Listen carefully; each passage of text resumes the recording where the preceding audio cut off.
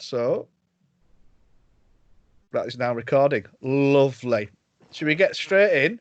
Yeah, let's go. Excellent. This is cool. I can see you all. You don't actually know how lovely this is. It's just done it so easily. And I can see myself seeing you. That's the most important thing I can see. Crystal clear. All sound like velvet. When you say we should get stuck in, what that really means is, Craig, what's that painting in the background? Yeah. Oh, do you know, I did actually try and remember what it was actually called. I can't remember. I know it myself. Hang on. I'll go in my files. Oh, actually. No, don't fucking touch your computer. No. No. I'm in it. I'm doing it, Bob. I'm doing it. Man. I'm in. Oh, man. Oh, it's there. It's called Chinese. Oh, Marc's just called it Chinese laundry. Hang on. Yeah, Craig, stop it. No, I won't. I'll message. I'll message you. Yeah, John. yeah. It's not important. Oh, shit, something's happening. Right, close all that down. Right. No. Hey. Are you still recording? It's fine. I think so. Fuck's sake, right. It's going to happen. Yeah. It's still recording. Right? 1 minute 25. I will succeed where I failed last time. Hey. Right, cool. I'm going to get into it. Yeah, you ready? Yeah. Oh yeah. Oh, welcome to the Doctor Who and Doctor Who music podcast. Yeah. Progtor Who. What's going on? I thought I'd put a bit of music He's on. doing a workout. You didn't come through fighting? I thought I'd put a bit of music on just to start us off. I hope he's just practicing his drum skills. That's all.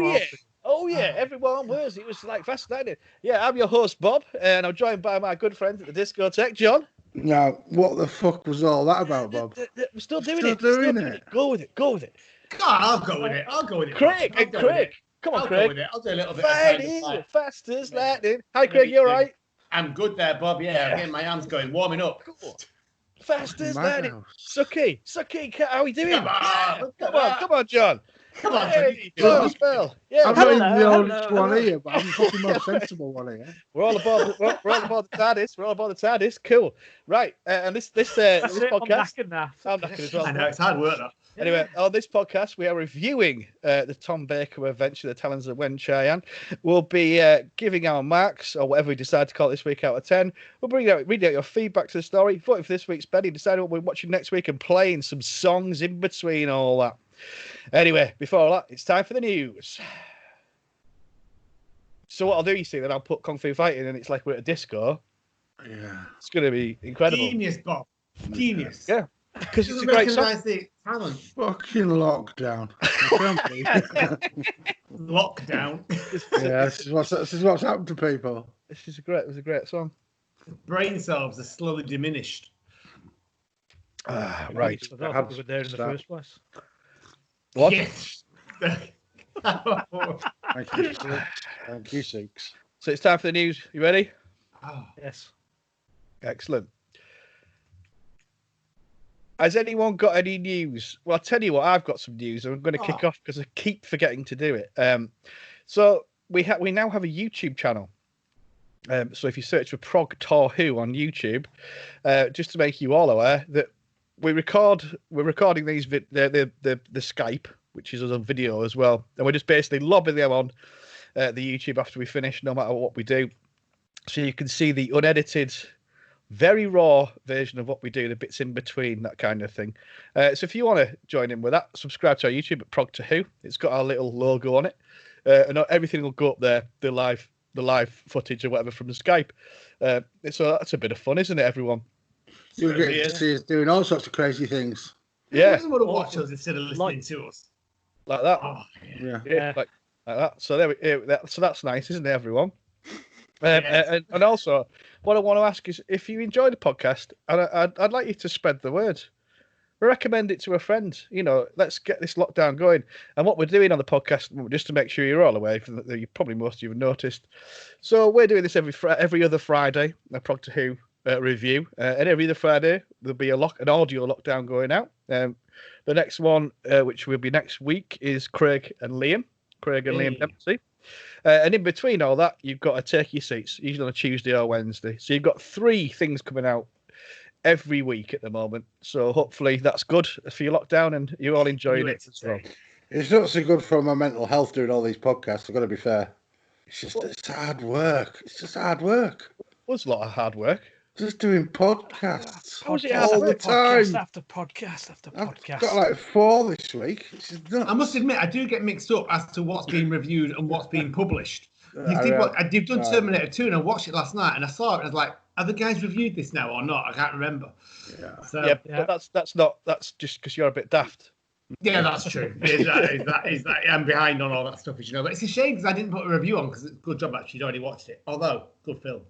It's a great film. T2, yeah, that's out in the feed at the moment. Yeah. I think that's me for the news. Oh, apart from Suky. Yes, Suky's got a Mac. Yes, I've got a lovely one, a raincoat. I've got a lovely little Mac. I don't know how to use it. I have no idea what I'm doing. Yeah. But I've got 2 lovely fellows on the end of the phone call who are giving me all that help and hindrance. He's saying that until the invoice arrives. Then he's fucked. You don't know where to live. I mean, Suky's all nice. I totally do. Bob does that. You actually, you sent me something. Exactly. Craig's he's got his new computer and all that. He's all super duper now. I'll start upgrading to the business computer. I'll get that. It's lovely. Right. It's lovely. So has anyone got any news? Doctor Who related or not? Yes. Oh. Go on, Suky. Well, I've got quite a bit actually. The Big Finish range, they do a monthly range. They have done for quite a while, but now they're going to be knocking that on the head, and they're just going to be releasing box sets for all the for all the old Doctors. So, like previously, you used to have like Peter Davison, Colin Baker, Sylvester McCoy, all rotating and having a release a month. But now they're going to be releasing a box set for each of them Doctors. So that's what they can do for that. That's one of their news. Another one is that Eric Roberts, the Master from the movie, is now getting his own box set called The Master with just called Master. So he's coming back into the Big Finish fold. Cool. The 4th and the 10th Doctors, they're meeting in an audio adventure that's going to be released, and I think that's going to be start of a new range where Doctors going to be meeting each other. So like you got 4th and the 10th, David Tennant, Tom Baker, and they're saying like Sylvester McCoy might meet John Pertwee's Doctor, and so on. This is the new thing. The only other thing I've got, I don't know if we mentioned it last week, was the B&M are releasing a new set of figures this month. So I don't know if any of you collect any of these. Oh, I saw them and I missed out on them. I didn't really know what to do, and they look really good. I saw chap from Geek's Handbag. Is it? I want to say Adam. Adam, yeah. Yeah. He always puts some cool stuff up online and that. Yeah. Well, they B&M have been releasing them for months and months, right? And they're always selling out. Yeah, they keep selling out. Yeah. But this next month's release is going to be like Yaz Ryan at a Jadoon. And then the Brigadier, Captain Yates, Sergeant Benton. There's going to be one from a box set with Sarah Jane Smith and Romana 1 and 2. There's going to be a second Doctor and a TARDIS. And then there's also going to be like a couple of Dalek box sets as well. Oh, they've released so many Daleks. You can't keep putting Daleks and TARDISes in them. That's the only reason I don't buy them very often. Is you sometimes see them and think, I've got that figure, or I've got an older version of it. Dalekist. Yeah, well, the thing as well, the TARDISes are virtually all the same. Exactly. Yeah. You just don't want to buy another TARDIS just to get like the second Doctor. Yeah, that's it. Yeah. That's the way they are cool though. I see them in B&M. I don't buy them. I used to buy all these figures when it all came out, and I've no space for them now, so I don't buy them anymore. But they do look really good. If I had the disposable cash and somewhere to put it, I'd be tempted. But at the end of the day, they end up in a box in the loft, so I don't.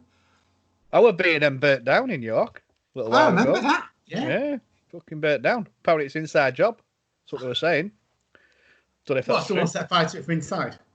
Yeah, I think so. Yeah. I don't know. Have you got any news, Gobshite? I've got nothing actually. How did I know you meant me then? I don't have any news at all. Sorry, Bob. That's all right. John. It's more important that we knew that he meant you when he were talking gobshite. That's the difference as well. No, I've got no news, guys. I've got no news. Fair enough. Right. Okay. Let's get into this. I'm going to put a little trailer in, then we'll get our first thoughts. Everyone all right? Yeah. Yeah. Do you know something? I forgot to put all the feedback in. I don't know. I was going to clarify that at the end, actually, because I got a bit confused. Well, So- we'll worry about that at some point, Busy won't we? lads. Busy lads. We might have to do what we used to do when Marc was in charge. Yeah. There isn't Right. that many, I don't think, is there? Hey, There's not that much. isn't there that much? Okay, I ain't looked. Well, I've not looked. let's worry about that later. Where's Yeah. he gone? There he is. Right, cool. We all good? Yeah. Yacht. Talons of Weng-Chiang. John, you picked this, didn't you? Yeah, it did not disappoint. I mean, on whatever level I wanted to watch it, it was fun. It was a fun romp. The characters are great. I mean, all of them. I remember Leela, barely, but yeah, she was cool, and she's kind of got that otherworldliness to her that it's kind of innocent. Yeah, but she's got balls of steel. She's great. Doctor's great. All the supporting cast are great. The story is, it's like Sherlock Holmes. It's just Victorian London. It's really, really good. I mean, there's an apparent downside to it being the rat, but I didn't find that bad at all. The rat. To be fair, it was really Well, it was, the rat it was all with right. the teeth. We'll come to the rat. But you were pleased you chose this, John. You were happy. Yeah, You liked it. definitely. You see what people are on about when they rave about it. Certainly did. 2.5 hours it was, and it wasn't a chore to get through at all. It was really entertaining all the way through. Excellent. Craig, your first thoughts on this? Did you get it on VHS, see it live? I don't know if I saw it live. I probably did, to be honest, because I was a big fan. I do remember Leela, but I was so young I can't really remember it. So it would have been when it came out on VHS that I bought it. And I just love Talons of Weng-Chiang. It's just such a great story right through. But I have to be honest and say that every time I watch it, I don't know what it is about it. It just doesn't kind of feel like the Doctor Who story.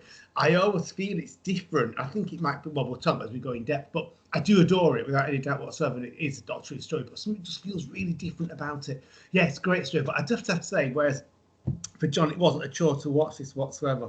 John, you have made my last 2 weeks a bloody nightmare, I'll tell you, because... Why? Well, all will be revealed when you listen to the podcast with me and Liam. That's what I'm worried about. Oh, I see. Right, yeah. No, because I'm a bit obsessive in how I watch box sets. I can't watch them out of sequence. And when you announced that this was our one 2 weeks ago, I was only on to The Hand of Fear in the box set, which meant that in the last 2 weeks, I have had to watch the entire bloody box set to get to Talons of Weng-Chiang and finish it today. So all I have watched every afternoon, pretty much, not all afternoon, but a good sequence of, is Doctor Who. It's been genius, but I did just get in there. It was a bit of a pressure job. That's a happy chore, really. I didn't mean for that to be an issue, but I mean, it sounds like you probably enjoyed yourself anyway. Well, I did. But Right. today it was that season 14 box set. Fuck outside. I'm ginger. So that box set is fucking beautiful. I mean, they all are, but that one particularly, the book and all that, the box set, the Blu-ray is beautiful. I've not had a chance to open the book yet. Thanks, John. So you were thumbs up, Craig. Yeah, you like that one? Yeah, definitely. Yeah, definitely thumbs up. Suky, MacBook Suky. Yes, mate. Right. Okay. This. Bro. That's what I've got. It's a MacBook Pro. Well done. That's true. Yeah. But yeah, I really enjoy. I mean, I read the book first on this. The Target. Fuck off. Oh, shush, will ya? The Target book, right from when I was a kid. Loved the book. The picture. Yeah. One. Yeah. What picture one? There's no pictures in it. Oh, I'm joking. And when I joined our local Doctor Who group, they used to show episodes. This before I got my own VHS copy, so I'd seen like episode 3 of the story, and it just always used to intrigue me about how visually stunning this looked. And then having watched it again over the years, it's been one of my favourite stories over the time. And you just got like the Doctor being awesome, Leela's being fantastic. Then you got the double act of Jago and Lightfoot, which come to the fore in the episode 5 and 6. They just bring it to another level. But they were great individually in the first 4 episodes. He acted opposite the Doctor as he's like Watson to his Holmes. The story is just fantastic. Robert Holmes, the man, was a master at writing Doctor Who, and you could tell when he did this story, this is one of the best that he ever did. Yeah. So it's a big thumbs up from you as well. Yeah, go on, Bob. Well, I've got to say, I don't really like it. I find it offensive and a bit racist. because it's based in the Victorian times where they probably did talk like that, but a lot worse. But it's not. It's offensive now, isn't it? In 2020, and I find it racist and offensive. Nah, nah, nah. Yeah, and also it's made in the 70s. But anyway, yeah. Are you being sarcastic, Bob? No, I'm being absolutely serious. It just seemed like a proper voice. I fucking love this. It's one of the, without doubt, probably the best, if not one of, but definitely one of the best Doctor Who adventures ever. And I absolutely adore it. I loved it every time I watched it. I love watching it this time with the new effects. It's just incredible. What did you reckon to the new effects? Cool. I love the rat. The new rat's amazing. Yeah. It's quite scary. The old rat was fucking awful. Did I see that? No. Did you? No. I think I prefer the old rat. The new rat is awesome, but I like the rat. I know we'll come back to it later. But no, the new rat I don't think is great. And sorry for the sarcastic bit there, kind of. But I want to just say, so this was a Victorian story, first and foremost. So and it reflected that really well, and it was a lot of fun playing on that. It was also made in the 70s, and for me, obviously, you would never do. Never put dress a white actor as an Asian man. Now, absolutely not. But that was at the time, and the chap that played him was brilliant. And I don't think within this at all there was anything was derogatory towards anyone of any other race. Personally, I can't see it. Yeah. Some of the language was a bit derogatory. But that's there's plenty of derogatory in it. But it's. No, but this is what I mean. It's time appropriate. Exactly. But it's not just the 70s I'm talking about. That's the Victorian times. And if you look at any period pieces, that's how they have to script it because it has to be quite real. Do you see what I mean? It wasn't just them doing the 70s thing. I truly don't believe it was a Victorian thing. I don't think anybody intended. Clearly, nobody intended any racism at all. No. But what you get is you get 1970s sensibilities, and you get in a 1900s story, so yeah, there's going to be racism stuff in it anyway, whether we like it or not. But the intention was clearly not put out there to do something derogatory. I kind of just wanted to get the elephant out of the room on that particular matter because I really want to review what is one of the best stories in Doctor Who. Anyway, let's have a song, John. It's got a magician in it, so I struggled to pick a song, so we've gone with the Charlatans. Because Charlatan is a magician. Yeah. And it's one of my favourite ever songs ever. I used to play this on repeat constantly because I loved it. Just before going out, it's the song I would always put on. And it's the only one I know. Great tune. That's what it's called. That's not a comment. No, it's the only song you know. I'll lend you some songs if you like. I've got a great. Oh, Craig, sure. Here's John's great song. Cool. Everyone all right? Yeah, all good. Yeah. So my thing is just to sort of put on. Could have done Boomtown Rats, couldn't I? You could have done. Oh yeah, you could have. Yeah. I thought of that. So what I was trying to want to get away with, as I said there, was I just wanted to put a big fucking mockery on the racism thing. I'm not mocking racism in any way, shape, or form. No. I just want to get over it and do talk about a Doctor Who story. However, I'm not saying don't if you feel the need to, talk about and address bits in it. Absolutely, 100% do that. I just sort of don't want it to become. Well, there's a reason why it's the fans have voted it one of the best stories, and it wasn't because of the racist element. It's because it's a great story. But like I said, if you want to discuss it, do. I'm not saying don't. I just want to sort of put a bit of a thing. I imagine we'll probably all agree, to be honest. And I think we put a thing in it. That's all. Cool. So we're gonna fat file, Craig. Yeah, I've just got it open. I was just looking across a minute ago. If you saw me glancing, I've got it here. So yeah, sorry. Cool. Well, that was the Charlatans, and the only one I know. Fantastic choice, John. Well, you're listening to Progtor Who, and we're reviewing the Doctor Who adventure, The Talons of Weng-Chiang. Before we crack on with our review in deep, Craig, give me some fucking facts. I'll give you some facts. I'll just remind John again that this is the 6th story in the 14th season. So if you'd only just started watching, you'd have to watch all 26. So it's the 6th and final one. It was released from the 26th of February till the 2nd of April 1977, like Bob said, 70s through and through. It was written by Robert Holmes, directed by David Maloney, and produced by Philip Finchley. In fact, it was his last one, wasn't it, guys? He left after this to go and work on something to the police, if I'm not mistaken. Tom Baker, Louise Jameson, great cast, like we said, John Bennett, Lee Sen Chang, and then obviously Benjamin and Trevor Baxter. Really good in its ratings. Oh, sorry, a bit ahead there. It was preceded by Robots of Death. Another great story as well. I wasn't planning to watch it. Every single one in this season, pretty much the first 3 seasons of Tom Baker are fantastic. That's a debate for a different story. And then followed by Horror of Fang Rock, which was actually the beginning of season, what would have been season 15. Which is also awesome. Yeah. Then we've got the viewing figures were really consistent. The highest one was 11.3, which is its highest.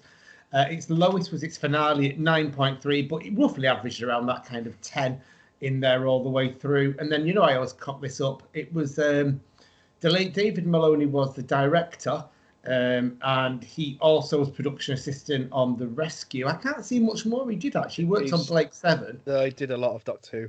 Did he? It's not on here. They're down there. Only produced commentaries on stuff. But I can't see any more, so I'll have to let you do that, Bob. No, you're doing the fat fella, Craig. Come on. I didn't find that on Wikipedia. All right, so Robert Holmes, he did fuck all to a Doctor Who. I've never even heard of this guy before. Yeah. I mean, what hasn't he done? Obviously, all kinds of stuff. He brought the Cannibal Monsters, Time Warrior. I was going to say, if you don't know, fuck off. Come on. He's one of the biggest and Philip Hinchcliffe. Now, this is always my favourite bit, as you know. It's where did it come in the poll. Sorry, John. But I didn't see that. I was too busy reading from my iPad. Has he been rude? I just said if you don't know Robert Holmes and you listen to Doctor Who podcast, you can fuck off. And John just went. Well, I know he is. I've seen his name on Blake 7 and stuff as well. Yeah. So, yeah. Right. So is that Paul of Pauls. Paul and Pauls. I'm going to come to John first. I always like making him squirm a little bit at this point, but he does know it came high, so it's not going to be a problem, is it? Either that or he's Googled it in advance. Come on, John, give us your digger. I've not Googled it, but if this isn't top 10, I'll be surprised. All right, let's narrow it down. I'm going to go 10. You're going to go 10? All right, Suki? I was going to go 10 myself, but I'm going to go one higher than 9. Okay, and Bob, finally. 5. All right, Bob is closest. None of you got it bang on. 10 is actually Remembrance of the Daleks. 9 is actually Human Nature. 5. But we best not be doing any of these in the future. Yeah, Craig, don't fucking tell us all the. Didn't think about that. I thought it was a genius idea. Number 10, Remembrance of the Daleks. Number 10, Remembrance of the Daleks. God, I tried to be creative and I was shot down by you. Where did it come? Where did it come, Craig? Came sick. I'll put you sick. Cool. That's decent. I was closer than Suki. Yeah, you were, but you weren't supposed to. Hold on, how was you close comparing to Suki? Well, what did you go 11? I went 9. Oh. No. Brilliant. Anyway, grow the fuck up. It's like being in primary school, isn't it? God, it's not like that computers, where you were that counts. So let's get into this review. I'm going to kick off. Jago and Lightfoot, absolutely the best characters in Doctor Who ever. Absolutely, just amazing. So I don't know if you know, John, they were given a massive Big Finish spin-off, the pair of them, because they are so awesome. What I've written here is Jago and Lightfoot, the best double actor, and they should have given them a series. Well, they did. Big Finish. They did. That's what I mean. I didn't realise.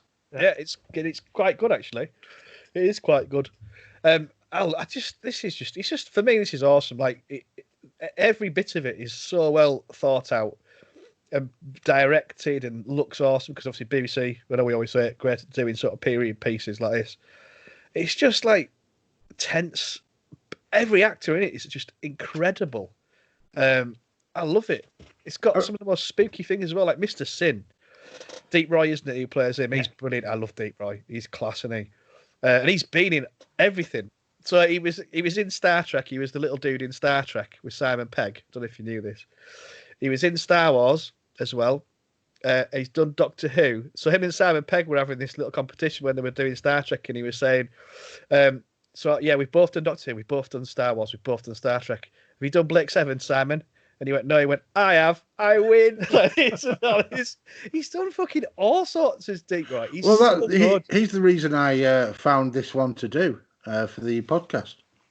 Because I saw him in Blake 7. I thought, hang on, what's he been in? Yeah, but he's most famous, Ralph, for most of anybody that wants to know who he is. He plays the in Charlie and the Chocolate Factory, all the Oompa little Loompas, Oompa Loompas. Yeah. Does he really? Yeah, he plays all of them. He's done quite a bit with Tim Burton because Tim Burton doesn't like kids. So he's been in a few bits with Tim Burton, and he said, "I want you to do the Oompa Loompas, all of them." And he said, "Can you dance and sing and that?" And he was like, "No." He said, "Well, whatever. He's still in it." So he's such an awesome dude, man. So yeah, it's cool. But yeah, it's just got everything for me. The Sherlock Holmes element, it's just got a bit of everything that you recognise, and it's scary. It genuinely is scary. Anyway, I'll shut up. I'll come to any of you. Let's just start talking, one of you. Well, my first note in this was, I was hoping we'd catch Little Tit. What's Little Tit?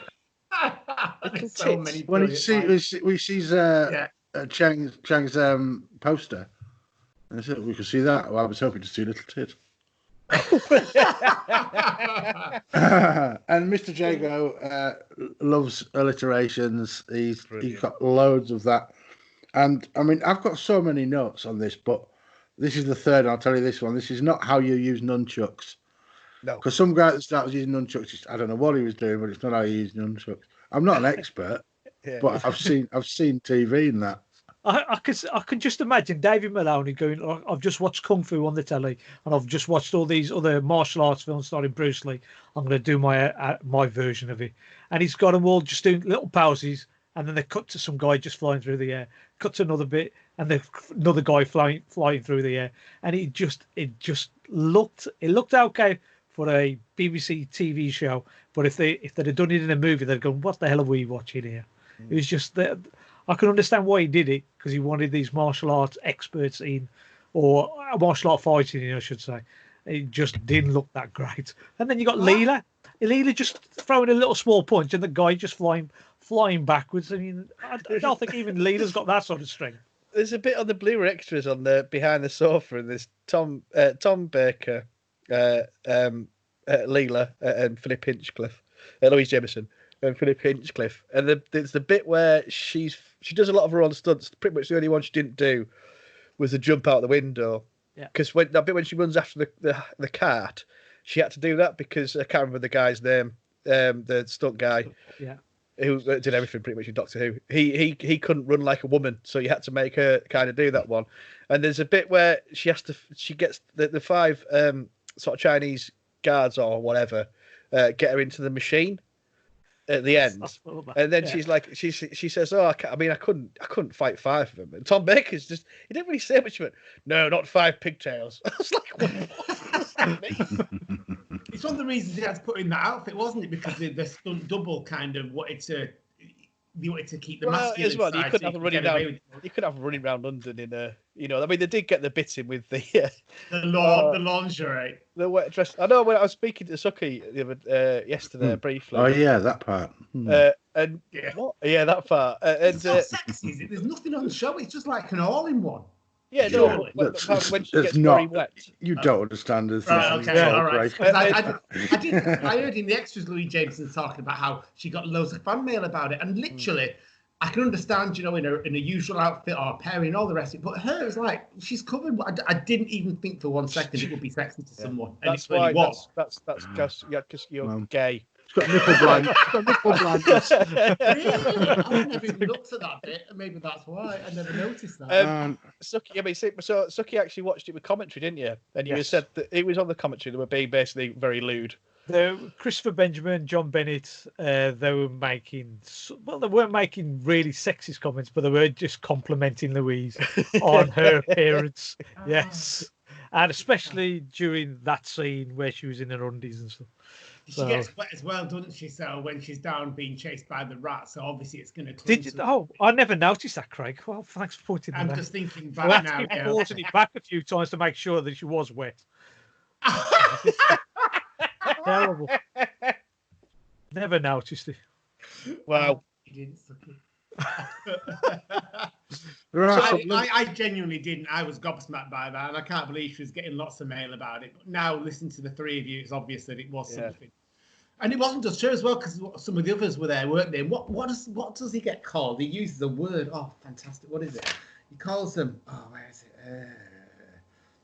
Slatters. which is like for slang. It's a Victorian word for slang. Brilliant words put in there with authenticity. Moving away from the lingerie conversation. Well, the cab driver's brother-in-law is called Nelly Gusset as well. So that's how you chose it. Yeah, there's some great insults in this episode, in this story as well. Calling Casey a pixelated leprechaun. Yes, I got that. That was fucking brilliant. Yeah. Insult is that? Jago was fantastic. The whole vocabulary actually in this is just listening to comedy. Well, it is at times. It's comedy, isn't it? Sometimes it's scary, sometimes it's comedic. But certainly, Lightfoot, I just think which one? I always get. The epicantic eyebrows. And, well, both of them actually are really good. Yeah, and he comes back with Machiavellian machinations, and it's like, I love this stuff. I mean, this is Robert Holmes. He had a field day on this. In a way, it's like Marc Gatiss. He loves the Victorian language and loves writing for it, and he does it brilliantly well as well as Marc Gatiss. But Robert Holmes, he just loves stuff like this. He just loves writing stuff like this. I'm not surprised either, because it is very quotable lines, and a lot of them. It's every word you want in there. Like, it's talking about damp and squalor and all the rest. Every single cliche you could put in about a description of Victorian times, it's in there, and it's just done so well. Oh yeah, it's great. The language. And I know the Sherlock Holmes him up, Tom Baker, but I love his costume, and I love it when he takes off the sort of big. The DS, he takes it off and he's just in that sort of velvet jacket with the gloves and all that. He looks proper smart, doesn't he? I think he looks quite cool like that.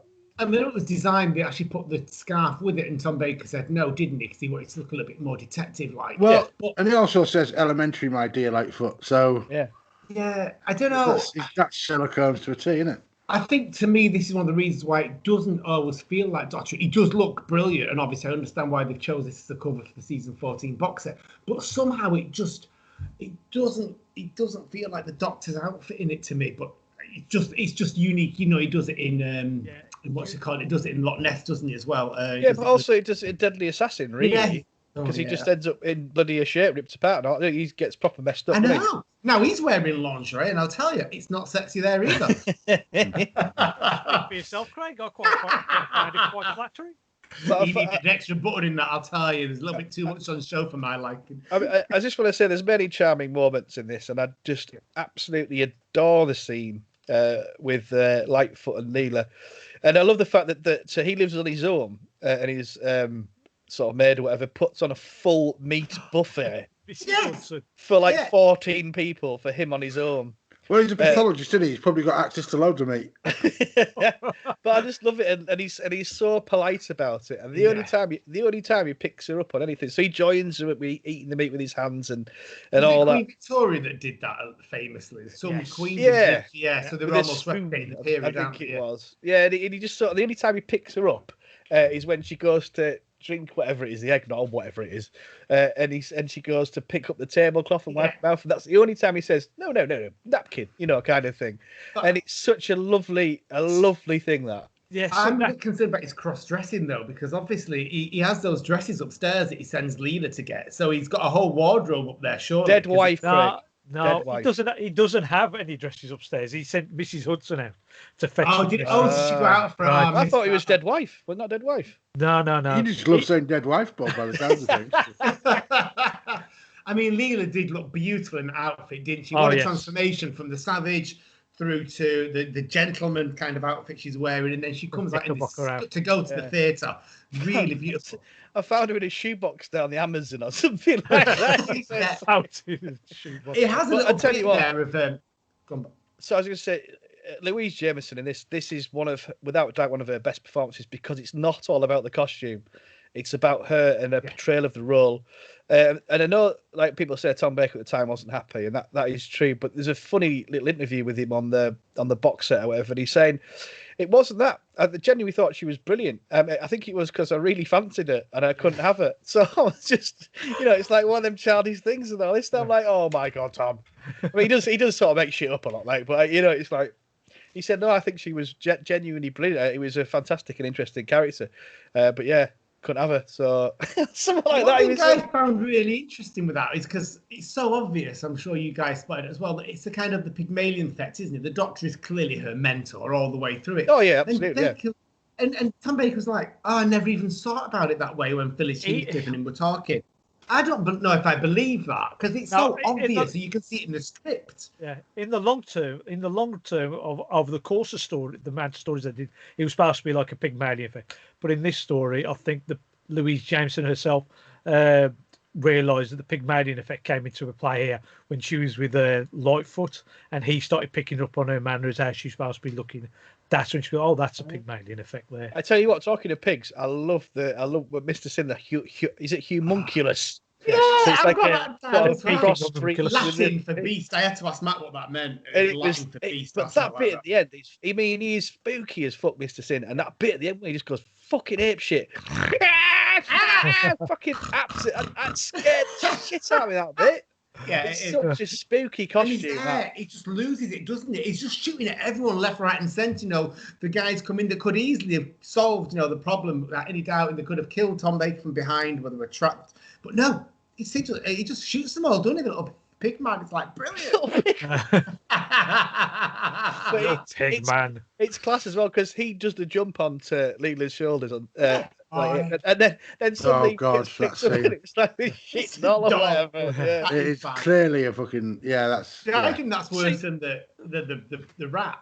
Yeah, because I forgive the rat. I really do forgive the rat. But yeah. Well, I've not seen the rat for ages because I watched it with the new effects on, and I think the new rat is class, and I think it just adds the elements to this story to make it pretty much perfect. And then it's on the extras or whatever, the making of it shows you the rat, and it's just basically a dude in a suit running like that, like a fat rat. Like it's just not good. And but he promised the designer that it wouldn't ever be in close up, and he was actually quite upset about it himself because it was never meant to be seen the way it was. By accident, I watched episode 1 without the special effects, and I was actually really pleased when the rat came on. And I'd not got the new one; I'd got the original one. I missed it in the following stories, but it is quite gruesome. I love it is the way it's gnawing on Leela is quite disgusting as a cliffhanger, really. No, and don't get me wrong, it is. Yeah, and it's that the only thing that people could sort of fault with this was a rat, even though the idea was quite sinister, and it was a little bit scary, really. You don't want to fault the rat though, do you? Because the rat is just, it's cute. It's like an IKEA one. Well, I could understand IKEA rat. How many rats do you buy in IKEA? Like, we had one bought for us as a gift. A rat in IKEA. Yeah, an IKEA. I don't think it's a real rat. Bob. Yeah, they have a stuffed toy rat. Genuinely they do. Or they did years ago, about 10 years ago. Their meatballs are fucking tremendous. They are indeed. Meatballs. Yeah, meatballs. Yeah, meatballs. What are we talking about? Sorry, we're talking about talent. Anyway, chap that plays Lee Sen-Chang, fucking brilliant. What's his name? John Bennett. Absolutely outstanding performance. Do you know, I never actually realised, and this is probably just ignorance on my part, but when I watched this when it came out on VHS, I didn't realise that it wasn't a Chinese guy. Yeah. I didn't when I was younger either. Yeah. No. And so it was very well. I mean, obviously he's got the dialect and all the rest. It's acting, but it's just, I think that's actually a real credit to it. To be honest, I'm not a thick man.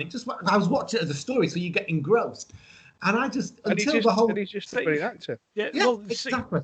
Back in the day when I first watched it, the first time I seen it was in really dodgy fourth or fifth flipping generation VHS, and you can't really tell. Even then, when you start watching on the VHS, and you haven't got the background knowledge of what everything was going on, you just watch it for the story. And you don't notice it, and his performance, John Bennett in this, is quite magnificent. Yeah. Right, the way he goes from master magician, hypnotizer, right down to a crackhead.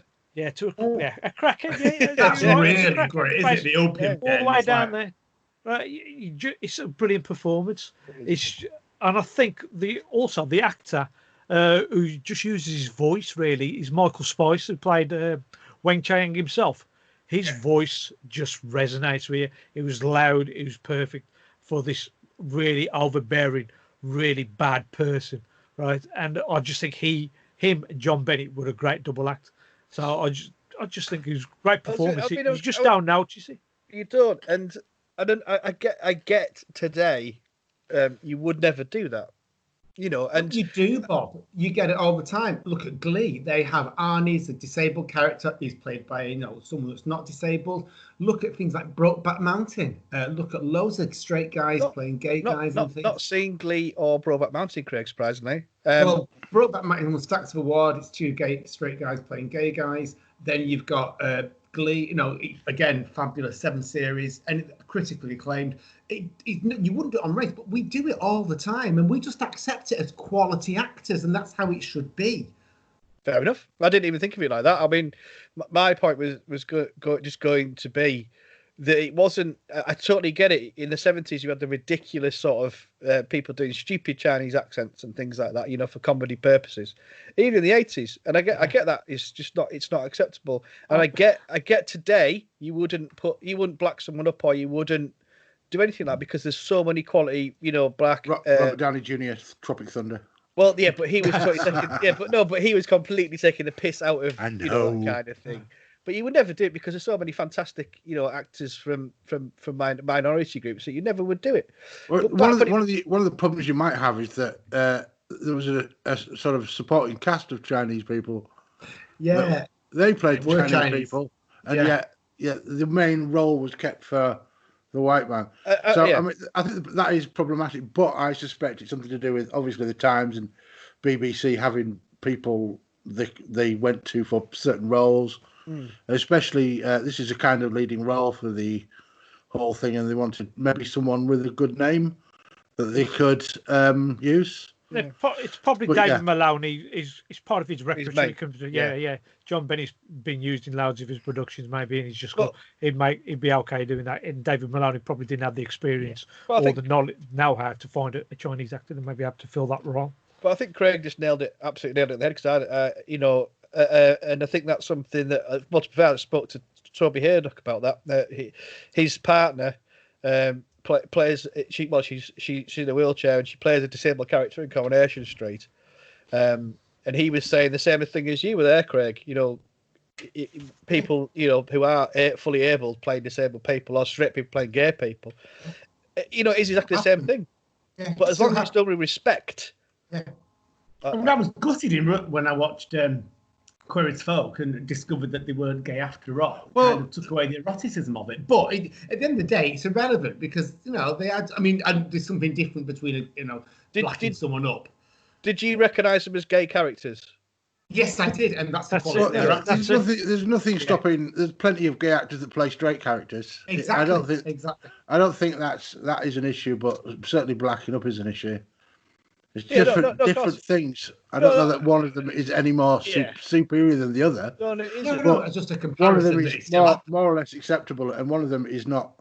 When actors are playing a role, and it shouldn't matter what what colour, what race, what anything the actor is, as long as the role they're playing is whatever they're playing. And they're doing it well. Doctor, isn't it? Changing sex. Yeah, it's that kind of thing, isn't it? Maybe okay, I'm going to tell you a story now. Right. Okay. Back in the 70s, there's a program called It Ain't Our Fault, Mum. Oh, right. Yes, right. Yeah. And this is all set in Burma, India, and so on, where you got this entertainment troupe going around. Melvin Hayes, Winsor Davies, Donna Stell. There's quite a few actors that are all there. But then they had this actor called, I can't remember now, Michael somebody or other. But he was also like in the first series of Last of the Summer Wine. And he played a character which was called all sorts of names, but he was a white actor playing an Indian actor in a turban, slightly blacked up, right? And we used to watch this program as kids. My dad used to love this program because it gave him something to watch on the telly. It was an Indian. He didn't realise, he probably did or didn't, right? Yeah. He didn't care. It was just an Indian bloke on the telly, an Indian character on the telly, and he used to love it all the while. Used to watch it. It's only years later when I found out that the lead actor himself was actually a white bloke, right? And I thought to myself, does it spoil my enjoyment of that show? Did it spoil it? No, it did. I did enjoy the actor himself had been brought up in India. He knew the language. He knew what he was doing. It just didn't spoil my enjoyment of that show. This is the same thing with this serial. It's only years later I found out that he wasn't, and a Chinaman, right? He was just a white guy, just yellowed up, little masks over his eyelids, and he was made to act like a Chineseman. Right? See, and the it only just didn't spoil it for me. The only real problem that you've got is that because of the way the world has changed, Yeah, these things aren't. Ain't and a Half Hot Mum isn't going to get rerun. it will never be Ever. shown again. No. Like Talons of Like Weng-Chiang one will thing suffer great. from that same issue. Yeah. Should Doctor Who start to be put on TV again?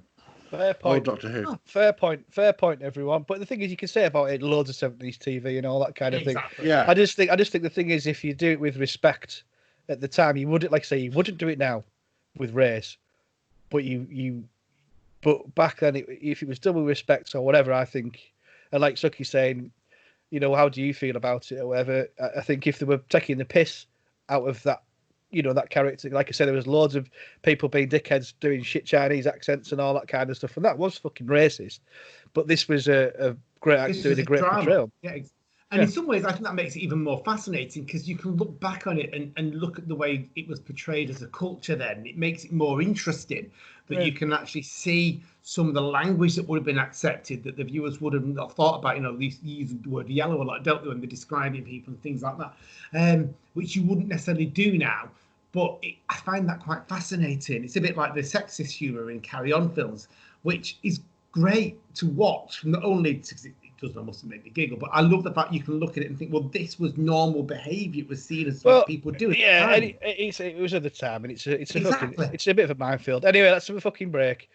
Suki, Yes, mate. your song choice, my friend. Do you want to get your phone out to look at what you do? Or do you know Why would I want to get my phone out for? Cool as I've fuck got it this all week. in here. There. Go on then. What you playing for us this time, Suki? Right, let's get my notepad out then.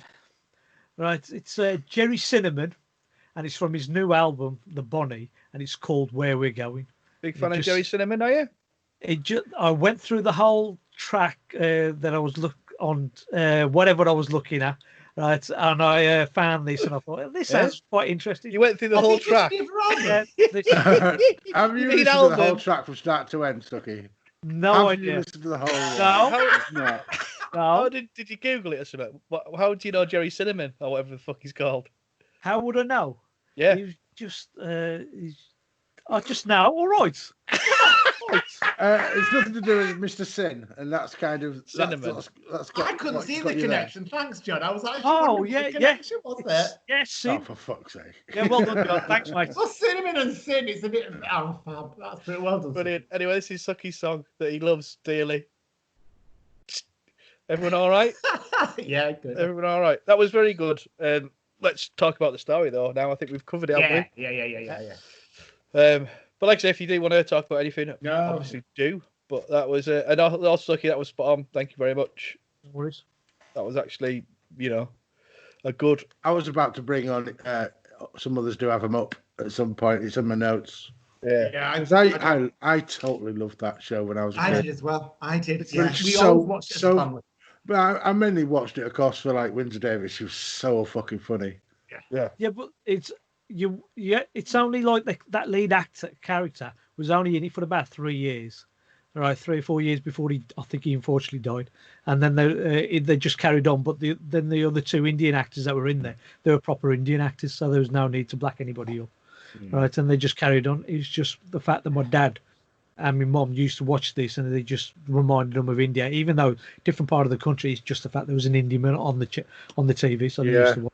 That's the problem. That's the problem, wasn't it? There's just no representation at all. It was the beginning of representation. That's the thing, is like, and there was so stereotyped. There was only one view of it, but it was still the beginning. So for people like for my generation, our generation, it was we don't always like challenge some of those. We don't question things like people saying, "Oh, I remember when female presenters of Blue Peter came on." So it's like, "Oh, I shouldn't do it." I'm used to that. Why wouldn't they do that? Why wouldn't they be diverse? But I think it's a thing, isn't it? That yes, you should point it out now. If it happened now, you should fucking point that out. Yeah. Absolutely, 100%. And you can't go back. You can say, "Oh my God, fucking Bernard Manning's twat racist," and all this kind of stuff. And you can say someone who's taking the piss out of whatever, being gay, being whatever. You can say that's fucking racist. That is racist. It was right to point it out that it was racist as change was happening.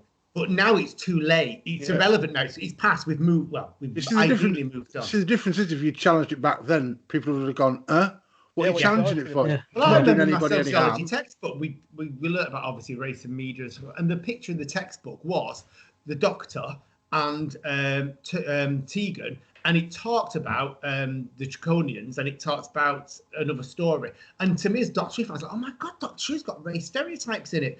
And of course it did. Looking back now, it's obvious, but it's right. It's right with it. It's like the Klingons were they black, or Ogrons. It's what I mean. I'll just before we crack on.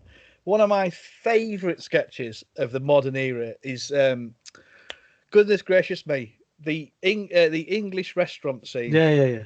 Absolutely I know. Fucking brilliant. It's perfect. That's that little sketch. Yeah. It's just, you see, it's embarrassing seeing these drunk fucking English arseholes going into Indian restaurants and, I'll have a million poppadoms and make it on, all that kind of stuff. And they're doing it, they flip it, chips, 17 portions of chips and all this kind of stuff. It's, if you've not seen it, it's so good. I do know, goodness gracious me, I always enjoy it. That was brilliant. I used to love that, but it's one of my standout favourite sketches. I love that sketch. It's great. Cool. Anyway. Let's get back into it. Suky, what was your song? What was it? It was called Where We're Going. All right. And it was by Jerry Cinnamon, and it's from his new album called The Bonnie. So again, as like last time. And for those that are listening to the podcast, I didn't. How dare you? Did Suky swear, John? No, he didn't. I accidentally just went like, scratched my head. Itching the turban. Right, let's crack on. Talons of Weng-Chiang. John, you seem like you've got a load of notes. Yeah, I've got a bunch of notes. They don't make much sense. Well, we've got lots about Leela and like how she's kicking ass all the time, and Chang deciding to suicide by rat. But like, I've got a question. Is it Weng? How do you say the name of the character? Is it Weng-Chiang? Or Weng-Chiang? Because that's how Chang says it. Hey? Chiang, most of them say Chang, don't they? But Chang says it Chiang at one point, which is probably more accurate. Yeah. Well, it's Magnus Green, isn't it? I do love that bit though when it transpires at the end. He's from the 51st century of all this stuff kicking off and all that, and the homunculuses and this sort of dystopian, really bad future. Which Robert Holmes he's a torturer, isn't he? He's kind of what is it? He's a war criminal, isn't he? Minister of Justice, massive war criminal. I think that when he said that Ministry of Justice thing, I was like, 1984 kind of thing. Yeah, I think a lot of writers, particularly sci-fi writers, probably take from that. But it's a cool thing. John, sorry, I just want to get your notes. Yeah, Mr. Jago's cigar is fucking massive. It's huge, isn't it? It's a huge cigar. Mr. Jago is pretty much he's gold in this show. He's all the way through. He's just coming up with all the best lines. He's brilliant. Go for it, Suky. I was just going to say, the cigar, the bits. Christopher Benjamin loves smoking them cigars, and he just every time he had this sort of role, he'd be able to take the cigars out with him most often than not. And he just laments the time that since the 70s, the BBC have gone a bit more stingy. So in the 70s, there were proper cigars. They're nice tasting, smelling, whatever the cigars. But when they've gone into production these days and they have to play a character with a cigar, they've been nasty, cheap ones. So he regrets those days. Anyway, cool. Sorry, John. Well, I've got loads of things, but they're just generally just sort of things like, it was a surprise that Chang was off his face in that opium den, and he kind of switched sides very quickly. Yeah, but I love that. And he was off his tick. Sherlock Holmes, doesn't it? Because Sherlock Holmes is constantly in reference to opium dens and things like that. It was a time. It's like going to a pub today. Opium dens were rife. So I love the fact they actually had it in there, and that's what partly makes it so nitty gritty. Is that he's there with all the smoke and he's got his pipe and he's back to cark it. It's just really dark for that, I think. And also, you kind of think he's dead anyway because he's been mauled. and then he comes back again. For me, I thought it was out of it as an episode 4. There's a great doc. I don't know if you've got to the documentary on the historicals on the Blu-ray, but Matthew Sweet, I love Matthew Sweet, who is a massive Doctor Who fan, documentary historian. I've not had a chance to watch anything like that because I was too Well, busy getting through all 6 it's stories. brilliant. So he goes back, you know, to I think East End of London through Chinatown. Oh, shut Craig. Through so he goes through the history of Chinatown, the small community of, you know, Chinese people and all that, and it's really, really fascinating. Like Matthew Sweet's class. I really want to get him on this podcast to talk to him about stuff. Huge Doctor Who fan. He's done loads of history stuff, but he does try and always get in on Doctor Who stuff like this, and he does a great little historic thing. Sorry, Suky, you smiling? You all right?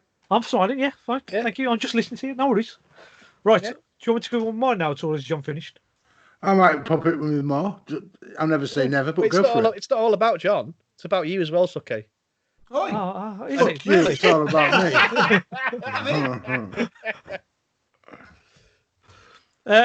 Right, there's as we've mentioned, there's loads of double acts in this, right? And the Doctor initially teams up with Leela, obviously, but then he goes with Jago, and then a bit later on he's with Lightfoot, and then Leela with Lightfoot was a great little.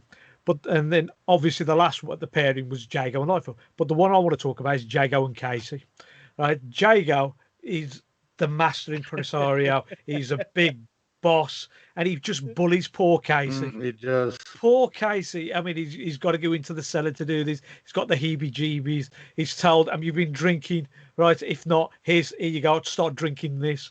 He has to then also deliver news to Mrs. Samuelson, right, about the state of her stockings, even though Jago's the one walking round with the tights in his hands. What's he doing? Going through the ladies' drawers and nicking them out and going, that's got a ladder in that. I might make a note of that and tell him.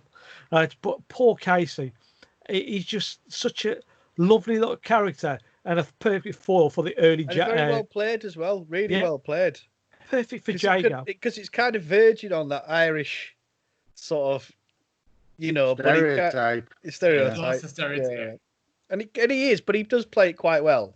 Oh no, he does. Yeah, and then he dies. Oh, what a shame! Yeah. Right, I felt so sorry for him. Does he get frightened to death? Did I hear that right? Yeah, he died of a fright. That's what they say. And I love that twist actually, because it's not him you're expecting to see in the box when it opens up. So I love that. It's good. I love the hypnotising scene. That's one of my favourites as well. Because Tom Baker, when he's playing against Jago, he plays it so straight and intense and still. Tom Baker is brilliant in this. He really there's no fucking around. He's so he gives the opportunity for Jago to play it all at comedy. And when they do a little hypnotising thing, when he brings him around, I am like the Rock of, and he just does that. He's just brilliant. I love Jake. I love the way he transforms so much. Does he? He's literally starts off when he's in the theatre. He's all kind of. It's all bravado, isn't it? Bravado. Yeah, and then when he's his life, suddenly his language improves massively, and his posture, and he becomes quite gentlemanly like. But he is. Yeah. He's just such. He's a coward underneath in many ways. A brave coward, and I love the humour of that. Like he won't go down on the what's it called? Those things on the pulley thing. The dumb waiter, and he's a bit nervous of going first. He's a bit scared, because he'll send life out. I love the way he does it, and he accepts it at the end. He just says, "Look, I'm a bit of a coward," and life has that real kind of morale boosting conversation with him, which is lovely. They really do bond. This is why fans have liked these two as characters together, because you've got, as you said, the bluff bravado of Jago, and then you got the just methodical way of doing things and charm. It's a gentleman charm. It's a genuine charm, though, isn't it? It's a lovely. You believe him. His sort of niceties, but he can, bring it where he needs to bring it and all that. Because life has that kind of gung-ho Victorian gentleman about him with his vases and his visits to India, his collection. That fucking massive gun made in Birmingham. The Chinese super rifle elephant killer made in Birmingham or whatever it was. Yeah, it's the most. The doctor trusts it because it's from Birmingham. Yeah, the most powerful gun in London or whatever it says. That's cool. It's just the thing with that gun as well. I'm assuming when you shoot that, because it's got a wide nozzle at the end, like that's going to just blast everything. Full blast the end. Blast the end everywhere. Right, so everywhere. He must see Leela when he's about to shoot the rat. Surely that would have ended some of the buckshot. The shot itself would have hit Leela. Fuck and he it, just go slowly home. walks over. Leela, are you okay? Yeah. And that's all it does. Yeah, just get down that water a bit. That's it. You filthy bounder. Bounder. Swine. I did like the cut in the I don't know if you've heard this, but in the actual commentary track itself, they do explain the levitating woman trick. Did you hear that? Yeah. Right. So you've got the trick, and you saw him walking up and down. cock. Jago's cock. Right, and you see him walking around and doing all this stuff, but it's all explained how they do the actual trick. Go on then, fucking tell us then. I'm not You have to sign a disclaimer, didn't you? Yeah, I've got to sign it as well. I don't want the magic circle after. Right, No. I'm not moving on till you fucking tell us. What? Don't tell him, Suki. Let's fucking see how long I we was stand told- on that. Do the trick on Bob. Yeah. I'll tell you what. Next time you pop around, if I ever see you again, right? Never been around your house. That's what I'm talking about. Lockdown, innit? Never been Yeah. around your house. Next time I only drove from York to Wolverhampton to test my eyesight. Next time I see you, I'll try it on you. Try the actual trick with you, and I'll explain exactly how. When you make us that food again, right? Fuck it, I don't care. Pop to Sucky's dinner. We sat outside 2 minutes apart. Blah blah blah. You can drive now. You can do what the fuck you want according to that lad. Tommy Cummins, whatever he's called. You can do what you want. So I went down to selling the Mac. We set it all up from a distance, didn't we, Suki? I had these weird keys on my hands, like long, massive gadget fingers, which I used to do the typing. Like Edward Scissorhands. It was just like that, but with massive, long, like typey fingers. And Sucky's missus and daughter made me the most delicious and tasty food I've ever had in my entire life. It was just incredible, incredible. And then I had a proper stewed Indian tea, which is fucking delicious with the spices. Oh, beautiful, wasn't it? It was lovely. That Sucky, I literally couldn't thank him enough. It was just incredible. I just let everybody know I made everything. The missus and the daughter did nothing. Right, I made everything. Why was that food around Sucky? There was bullshit last week. Now there's what he had as the biggest. He was sat on his ass, lording about, right? He was sat on his ass, lording about, going, "Where's the key on this Mac?" I did everything. Everything. Anyway, it was fucking incredible. Talons of Weng-Chiang, John. The doctor, when he's asked to pick a card, has got such a big fucking cheesy grin on his face. He was loving that. How does he get that card deck from the stage up to the kind of the theatre? He threw it. I know he throws it, but if you throw a pack of cards, they're gonna spread. Magic! It's magic. You know, it'll be a trick. Pin through it. Television trick. The other one there, the old crone when they're fishing the body out of the water. Yeah, she was brilliant. Patsy Smart, her name was, I think. And she's the story is that she got there, and David Maloney's obviously picked her for the role, and she goes, "Hold this for me," and she starts doing her lines. And when he looks down, he finds out it's her false teeth. That's how she delivered her lines and all this. Oh, my puff. You can make a horse sick and all this stuff, and you don't want that served with onions. She was brilliant. Like Sucky's catchphrases. It were a cracker. Then sorry, I was going to say, talking of direction, I'm just looking at David Maloney right now. So as a director, apparently he did fuck all. The Mind Robber, The Crotons, The War Games, Frontier in Space as a minor reshoot role, Planet of the Daleks, Genesis of the Daleks, Planet of Evil, Deadly Assassin, and Talons of Weng-Chiang. I've done a lot, for God's sake. So there you go, Craig. Yeah. This was his final story, Doctor Who. It was his final story. Right, and you remember, because we did Ark in Space a few months ago. Yeah. Right, we had the designer on there, Roger Murray Leach. Right, he's the one that designed this story, and this is his final story as well. Right, so we've done two finales on this then. Yeah, two excellent stories for Roger Murray Leach that we've had covered in the last few weeks. Craig, you've been relatively quiet for you. Yeah, because you keep speaking to Suky and John. Not that I'm getting upset, you git. I've been timing how much talk time everyone's had, Craig, and you're still winning, so don't worry. It's like a bike local podcast. I want to talk about the sets actually, because I think one of the reasons why this doesn't always feel like Doctor Who, other than it's mostly set at night, it's very dark, and obviously you've got the different outfits. It's a pure expanse of different sets and how amazing they are, right down to the little boat that the Doctor's going on when he's trying to get through to the theatre.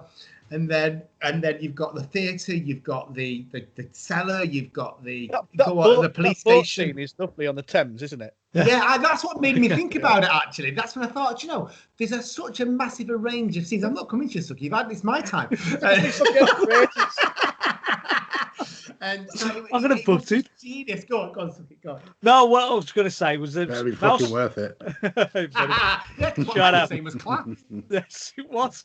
Everything you say is class. I always sit there enthralled listening to you. Oh, God, don't we all? I made a roast dinner once while Craig was doing his fucking monologue.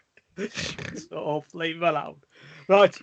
All them sets that you're going on about, quite a lot of them were actual outdoor sets. Actual real sets, weren't they? Real buildings, yeah. The theatre, the cold storage area for the morgue, all these outdoors, all these scenes that were all set in proper buildings around, because this is the first time. Said the way they could use it was in the last 2 episodes is all indoor filming. But so to be able to use that as indoor filming, outdoor filming on there, they used outdoor broadcasting cameras with LB cameras, which they use like to do the news and stuff like that, so they could quickly edit. So they use these to film all these scenes, and that's why everything looks like it's filmed indoors in a studio, but they're all outdoor broadcast cameras. Because the Victorian Theatre is stunning, isn't it? They've obviously filled. Well, they've not got 2, but they've got the seats there, and it just looks. It looks really class. And even when they're like in, the dinner scenes or down in the cells, all the artifacts they've got dotted around. There's a real attention to detail in this. Well, basically, I think the thing was what Suky was saying there. The end of it was basically like the OB cameras, the outside broadcasting cameras, given the opportunity just to smash through everything. So there's no like these massive cameras fucking around, which again makes it better. When I did the review about Terror of the Third Voice with Phil Cannon and Jim Cameron from. When we did Who's He podcast, we were saying about this whole static element of directing in Doctor Who, and it was very few people, very few directors. For example, Graham Harper was one of the only ones that came down to the floor. But with the OB cameras, it gave me the opportunity. What the fuck is going on? They're in sign language. The OB cameras give the opportunity to get more lively, more involved, rather than the static sort of fucking 2-camera sort of thing they had in the box looking away from the screen. So it made a big difference because it really did give it a good pace. It has got a good pace all the way. There's no lag in this, is it? For a 6-part story, there is usually some kind of lull. Yeah. Look at the Pertwee with the chases and stuff like that. But David Arnott's last review, you had the hovercraft or whatever it was. No, you had the little quad bikes. But this, the 6 episodes, it just doesn't drag once. So rich. At the end of every episode, there's a great cliffhanger. So I mean that. In particularly, like part 5, where Leela rips off the guy's mask. Yeah. Yes. And you see that horrific thing, and then it cuts. That's it. And you're thinking, I've got to wait until at least the next one starts. Bob Holmes did that again. He did that. Yeah, bent face. And Bob Holmes did that again in obviously Caves of Androzani as well. Yeah.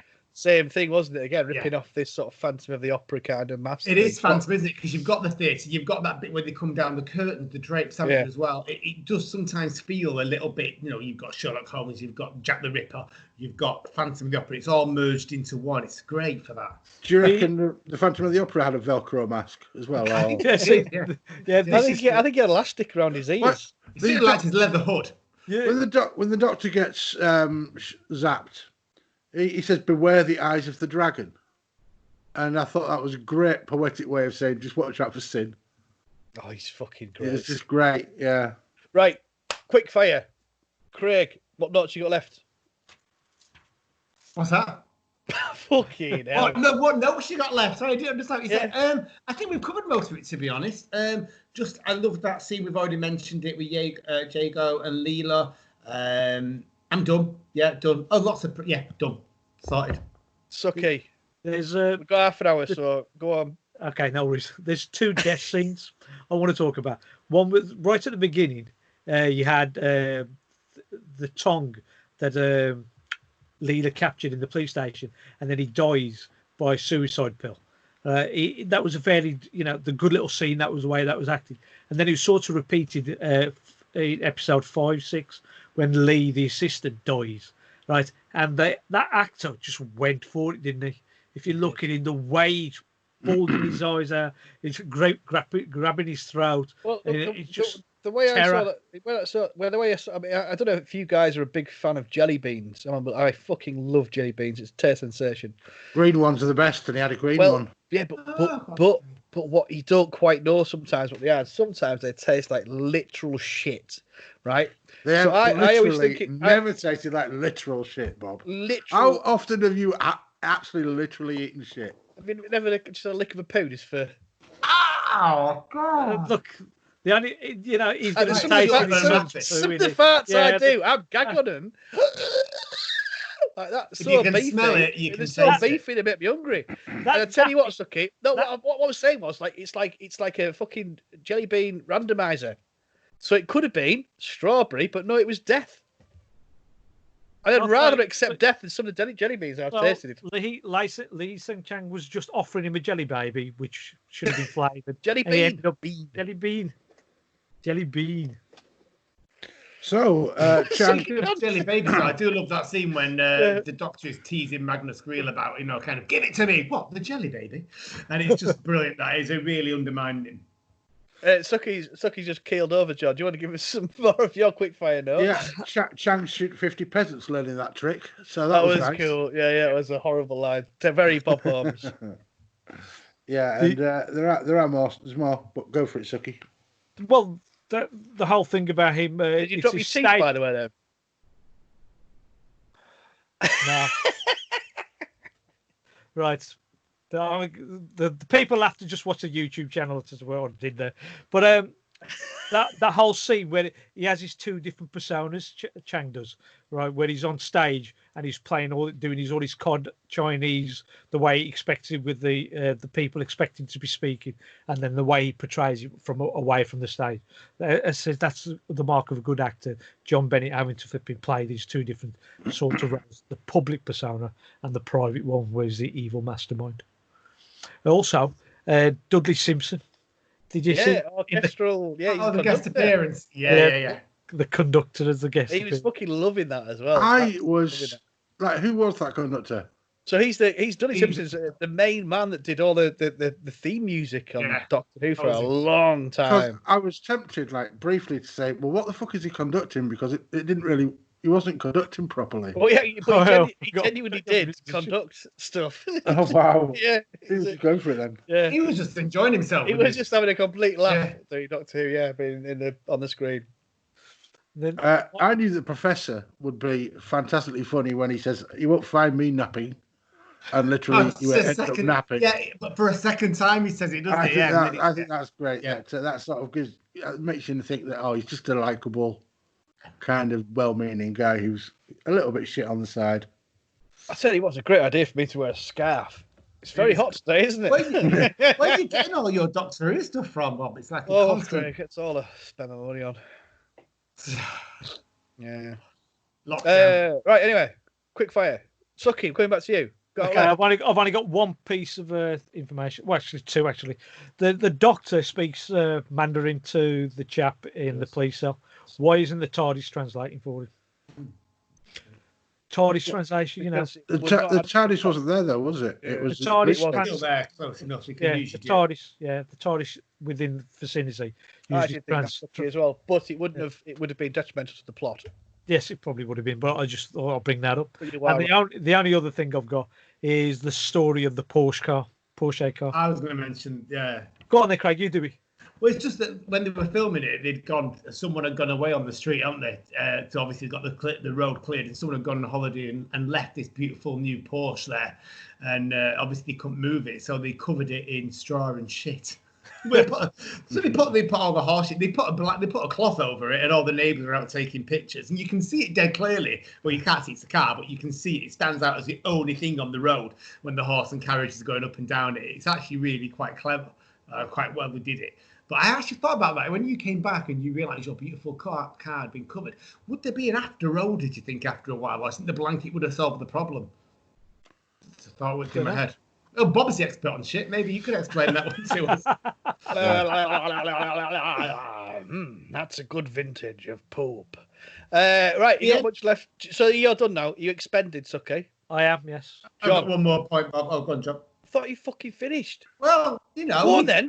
You threw me off. I didn't have my book in front of me notes, and I didn't understand what you said. Go on, then. I love the ending. I love the way they kind of finish off on this gentleman debate about tea, and Leela's getting into what tea is. Obviously, she's new into it. She's only been in the one series before it, you know. Two series. So she's there, and it's like one lump or two, and like saying only one because you're a lady, and it's like, oh, what's the point in asking me? It's just a great response, isn't it? Like, why do we have to go through these roles?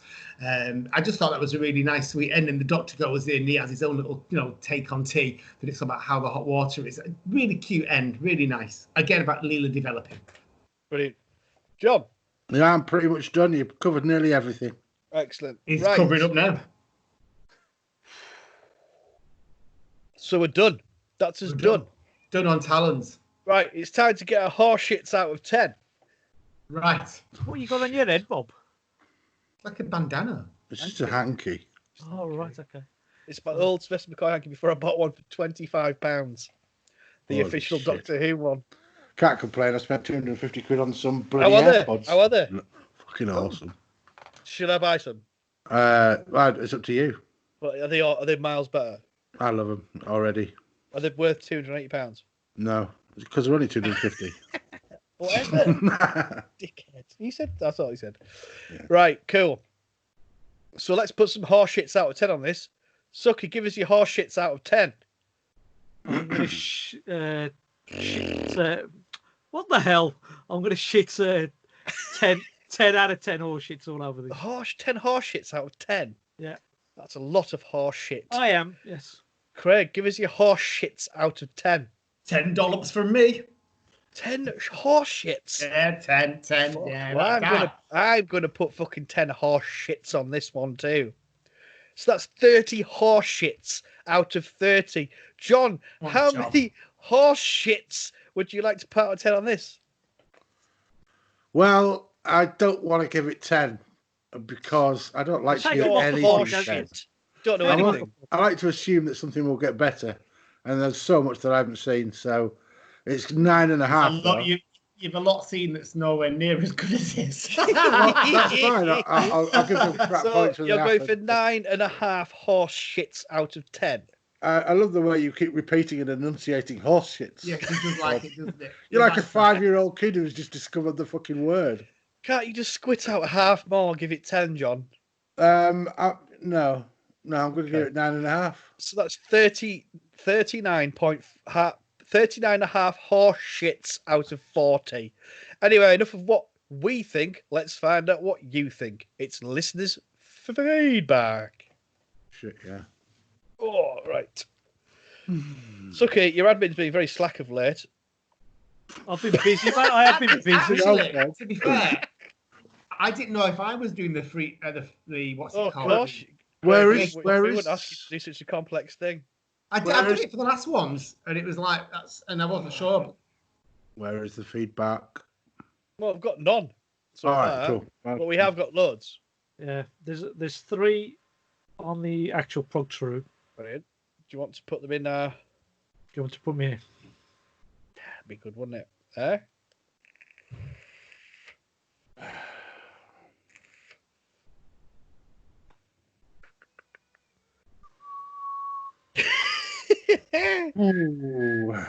This is dead video time. This is video time. We can do the video. You carry on. Chat Right. away, man. Don't need me to. What's that dirty receipt in the back of your phone wallet, John? Did you just do a wanker sign? No. How was your thing with ships? What thing with ships? Razorhead. The Razorhead. Razorhead. Oh, Yeah, that it was good. That was incredible. Out next Friday, apparently, for you viewers out there. I talked bullshit on that one for like 45 minutes. It was great. I could have talked like that. In fact, we talked loads afterwards, but I could have carried on talking about that show. Good lad. It was funny because I was trying to test Suki's things out when I set him up yesterday. We rang Shep surprisingly, and he was like, "All right, Suki, what? It's Bob." And he went, "Oh, I'm gonna get my camera." He's such a fucking great lad. He's top man. He's top man. He knows his David Lynch as well. Oh, fucking David Lynch. David Lynch. June is shit, by the way. I had to watch the. Yeah, I'm not going to disagree with you particularly on that, but however, that's not what we measure David Lynch's work by. Do you measure it by? By the good shit. Imperial inches. Yards. You all right there, Craig? Absolutely cool. Just watching the studious nature in which Suki is concentrating on his phone right now. If you look, he's really... Is that a condom in your phone wallet? It is, yeah. Don't believe you. The used one as well. Why, Aslan? Come on. Ah. And then you've got Twitter as well, Suki. Yes, I've got to get to Twitter. So by the way, viewers that are watching this now, if we forget you, it's Suki's fault. You see how fucking useless he is at our admin. Now, Bob, there's one solution to this, though, isn't there? What's that? What's that, John? You fucking do it if you don't like it. Come on, John. Got me back, mate. Got me back. Well, that's why I love you, man. That's why I love you. I mean, that is a fair point, John. But to be fair, did you drive 5 hours to save this man's podcasting career? You drove well, hang on. 5 hours to sell him something, Bob. Yeah, I did not ask you if you wanted I didn't sell it to him. I gave it from cost. That's not selling. That's a favour. I could have got fucking 1,000 for that. 600 nicker. Fucking hell. Could you be getting that curry? I'd be fuming. Like my bowels were. Oh my god, I've never had so many shits. Oh, with the service station on the way up. Well, no, because I've got bad guts and I can't eat spicy food, but I love it so much I eat it anyway. Oh, yeah. Bob, why didn't you just say? Oh, because I love it. I'm not going to tell you that because I'd love it. It's a taste sensation. I love spicy food. It just made me feel bad, that is, man.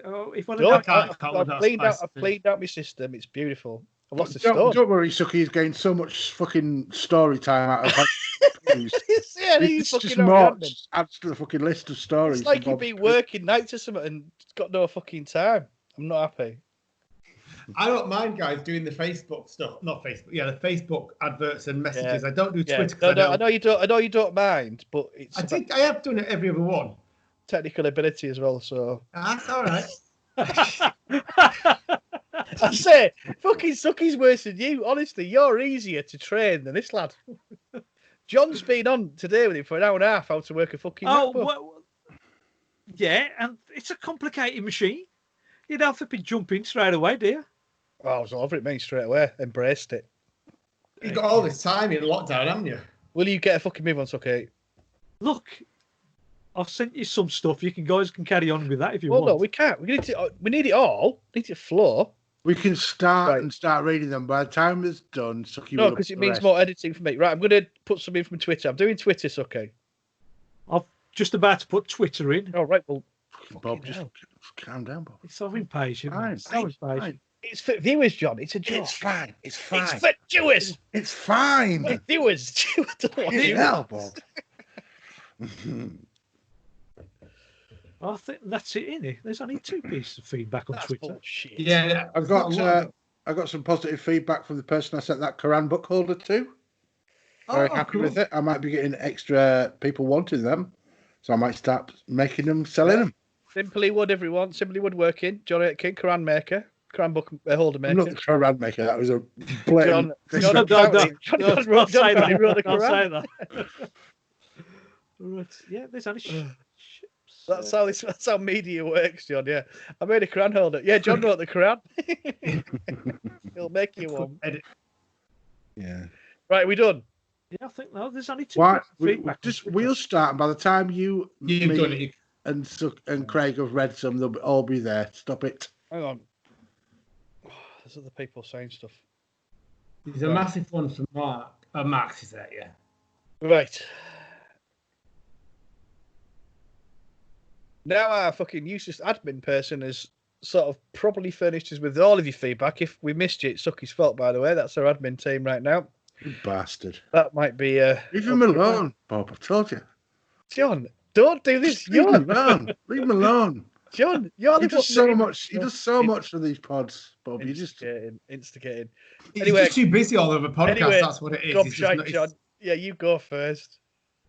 what? Listeners' fucking feedback. Well, you've introduced that perfectly. Well done. Oh, sorry. Let's start again. Right. Anyway, our admin's got his arse in gear. Let's time for listeners' feedback. John, it's your turn to go first, please. David Paul Morgan says, late again. I've rewatched the Blu-ray edition with the CG rat, a great improvement. Thomas Sherlock Holmes is top notch. Funniest moment, Leela working out how to swing the cricket bat at a club. But oh dear, the yellow face. It's still problematic. Couldn't they get Bert Kwok? I did enjoy the performances in the homunculus. It's very high concept. 7 ceramic keys out of 10 for me. Oh, he's got I ceramic still keys. have, and he ends. Oh, that's fine. Whatever. Admin.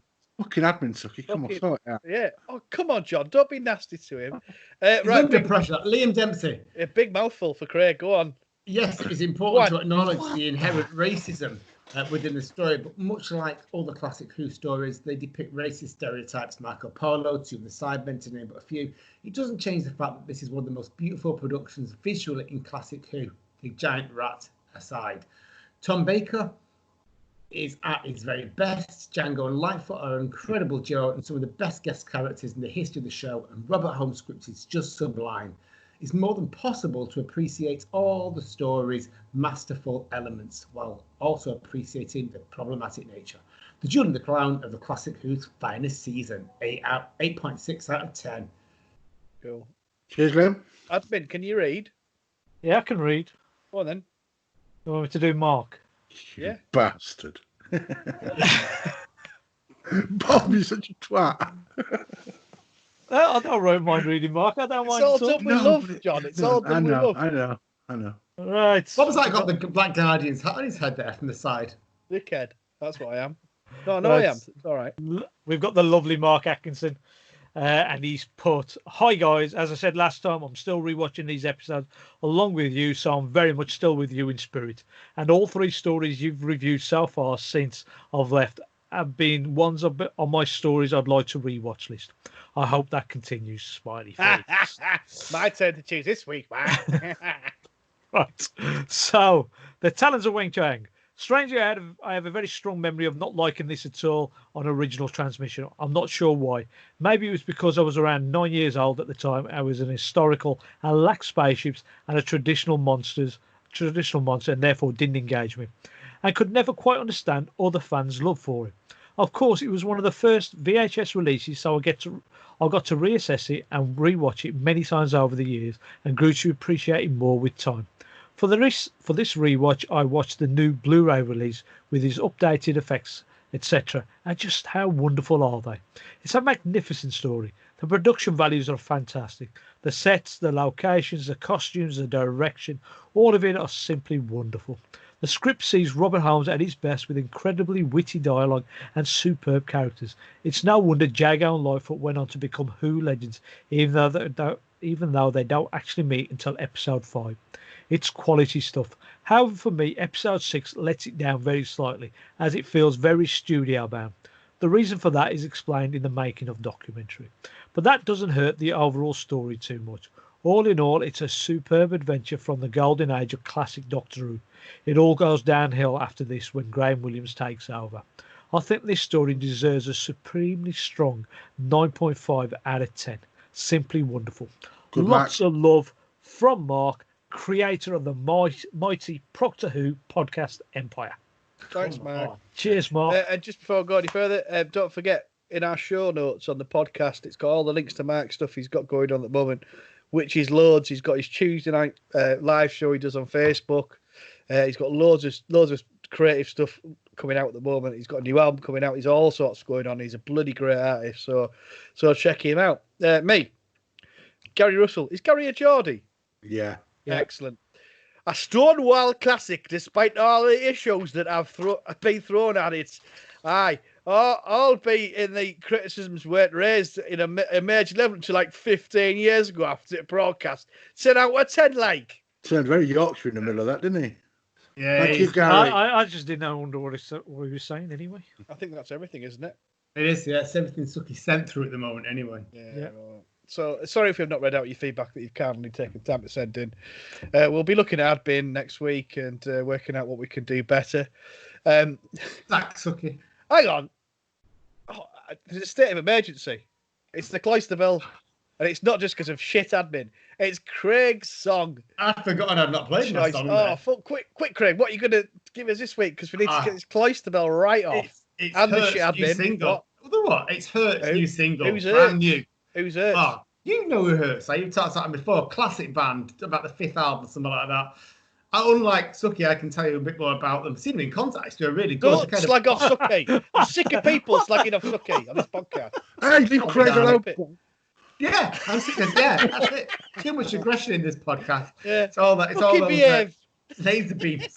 Yeah, so this is Hurt's new single, just come out, first single off the new album, and it's called Voices. No connection whatsoever to the show we watched.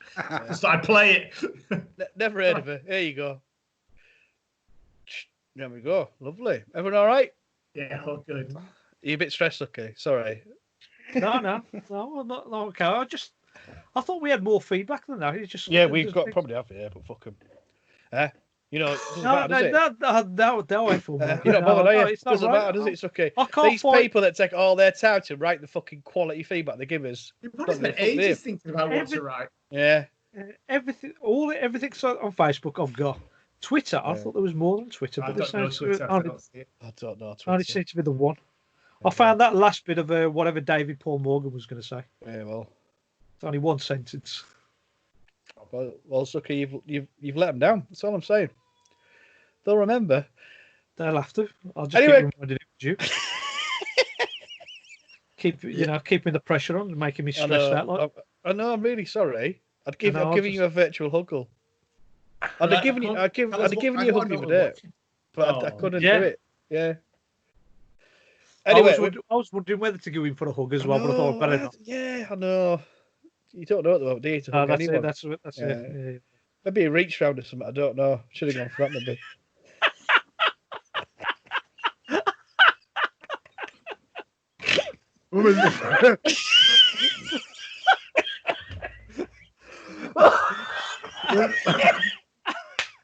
I've never heard sucking out that before. That's just good. I would have explained that to the wife. Thanks for the food. Craig, Thanks for the food. Woo! Craig, can you change your song title to a song by Sticky Fingers? Oh my god, I'm actually crying. I don't know why that killed me so much. Right. Anyway, resume sanity. Okay. That was Craig's choice. Cloister Bell off. What was that again, Craig? That was Voices by Hurts. Cool. I don't know if that was good or not. I've not listened to it, obviously. Yeah. All right. Anyway, it's time to vote for this week's Benni. Oh, yeah. Whatever. Benni. Who is this week's Benni? That's what we need to find out. And this is where we basically we vote for who we perceive to be the best host on this week's podcast. I'm going to come to you first, Suki. I'm going to give it to John because this is a fantastic episode to review, and I've enjoyed it ever since I watched it on this fourth. Not for the man that drove 5 hours to. What were you after, man? What you after? You got paid, didn't you? What more do you want? Well, paid. It was not really paid. I didn't sell it to you. Didn't cost. You got your money for your product. No, it's fine. You just do it to John for 1 second of his life picking a fucking really good story of Doctor Who. He sat down with me for an hour and a half trying to get this computer to work. What, at your house? Did he come all the way to your house to do it? No, that's it. You're definitely not getting it. John, you're my Benni. All right, man. Thank you very much, man. No worries. Well done, John. Well, it's not going to be fucking bobbed, is it? No, it's a shit show of a performance today. What are you talking about? Why has it been a shit show? You're just interrupting, stuff like that, just stuff like that, Bob. Yeah, stuff like that. Yeah, stuff like that. Yeah, go on. And it's not going to... Craig, double team with me. And it's not going to be Suki either. Can't be Suki this time. Sorry, Suki.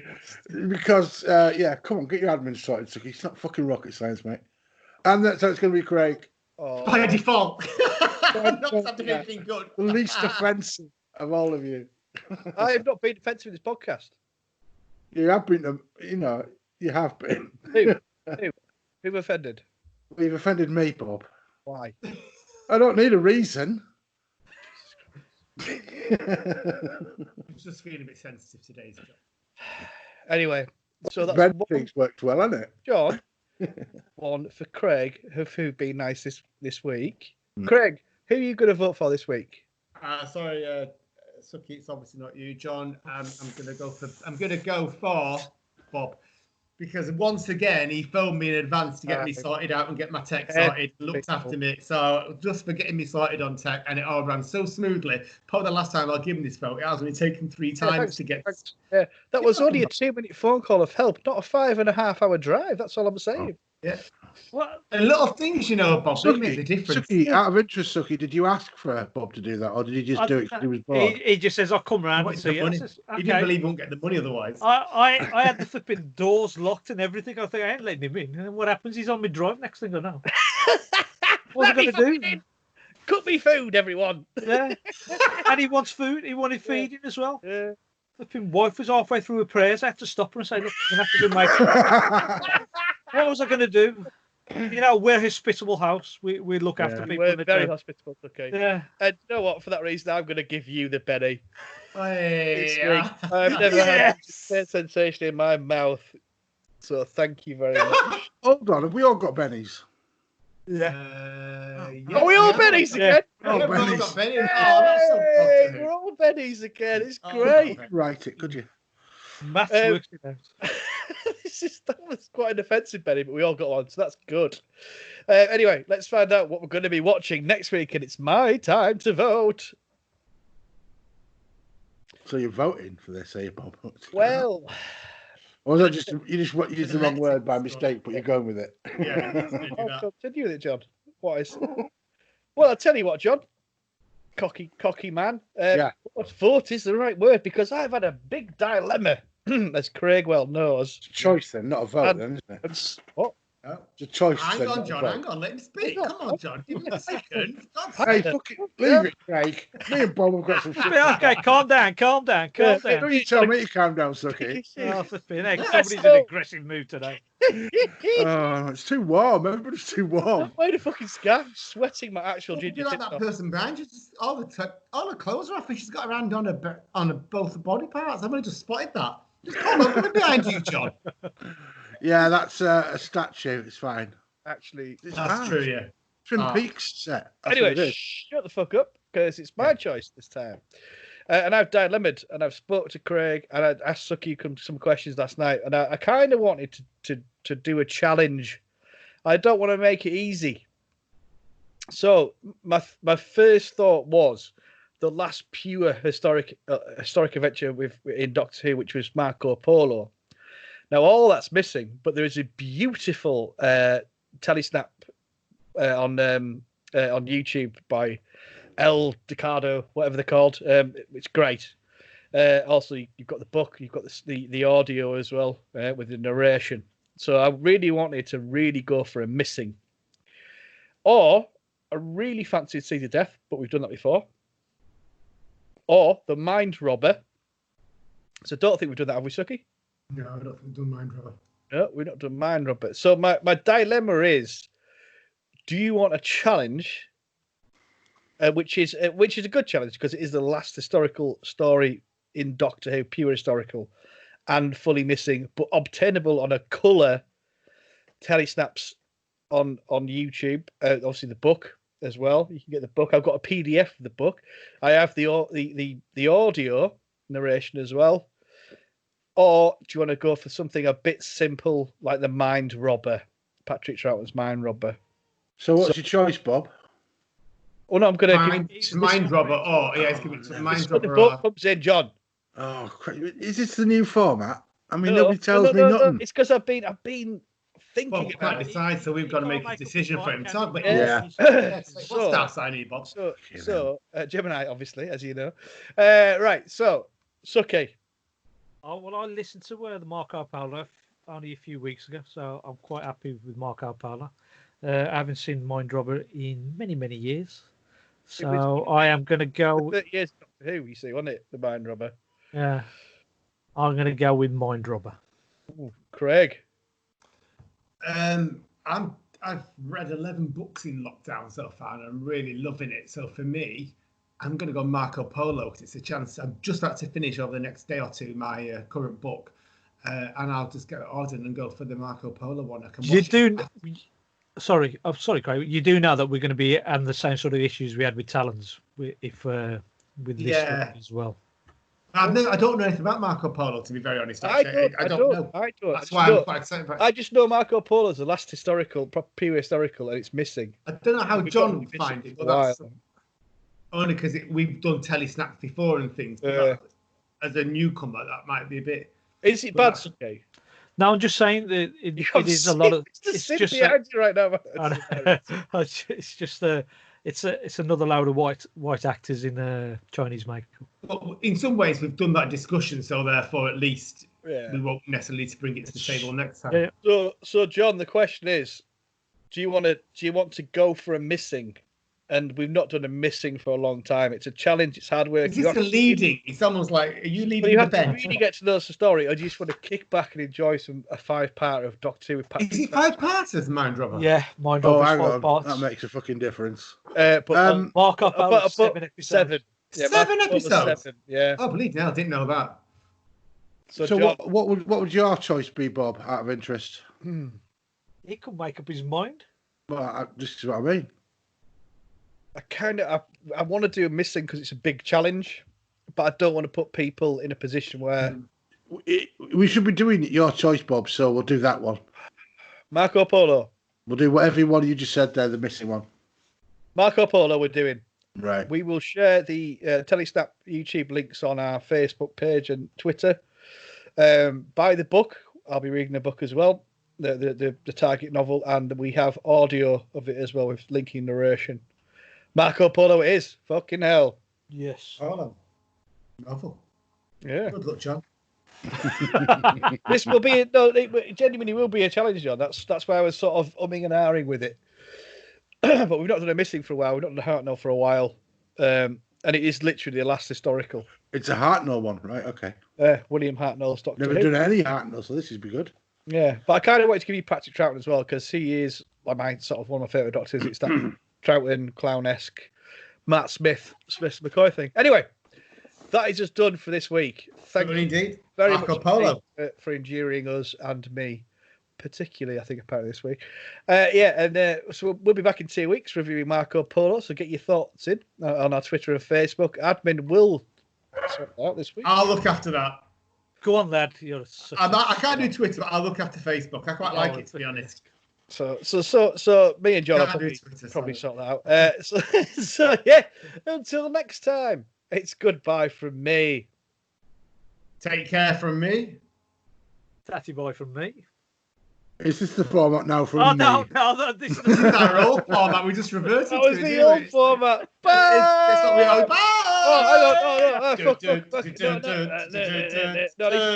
No, I need to play a song. It's my fucking song, isn't it? Oh, who cares about that? It'd be crap. That's fine. That's my song done. It was just you doing that repetitively for 10.5 minutes in a prog rock style. All right, humunculus, whatever they are. Well, I am going to pick. I was going to put this off, but I'm going to pick it anyway. It's a song I played. I will play Will Varley on one of the lockdown podcasts, but it's a Will Varley song called "A King for a King," and it is fucking beautiful and makes me cry a lot. And I think if anyone's got children, it will make them cry too. Sorry. Bye. Bye, everybody.